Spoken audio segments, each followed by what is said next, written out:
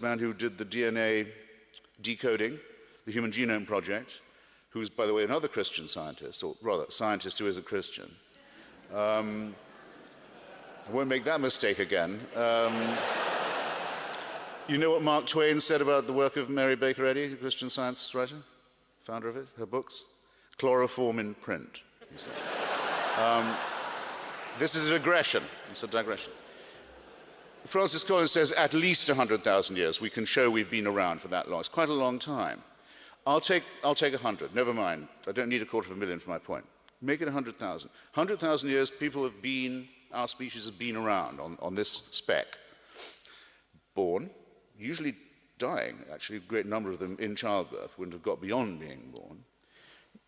For the first 80 or so, 90 or so thousand years, nearly 100, not living more than 25 to 30 years at the most, then probably dying of their teeth, if they were lucky, or of the other needless mammalian things that show us that we bear the stamp, as Darwin put it, of our lowly origin, the appendix we don't need anymore, innumerable other shortcomings of our design. We're designed to live on the savanna that we've escaped from.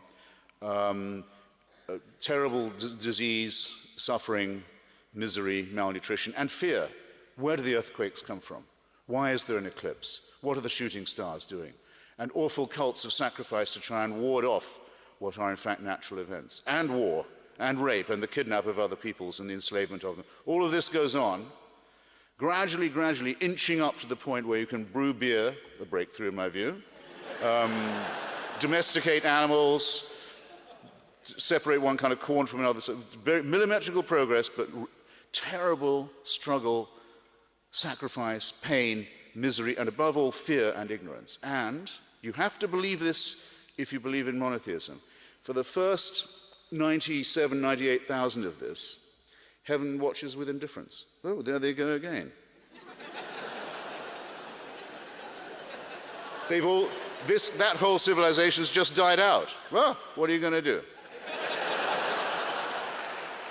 They're raping each other again. They're poisoning, they think that the other tribe has poisoned the well, so they're going to kill all their children. All of this. Just watch all that.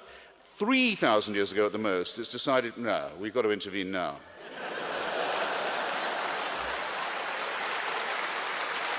You have to believe it. You have to believe it. And the revelation must be personal, must appear.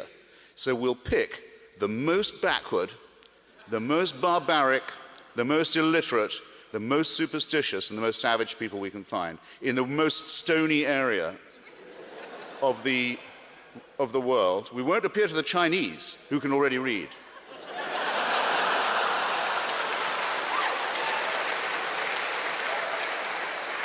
We won't appear in the Indus Valley, where they know a thing or two and they're already, they're very far advanced. No.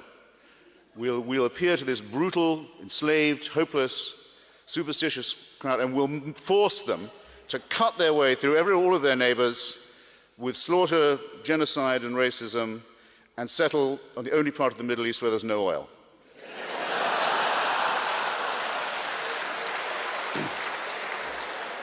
And all subsequent revelations occur in the same district.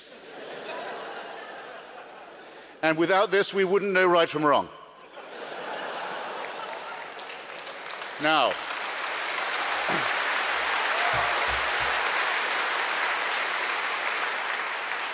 ladies and gentlemen, comrades,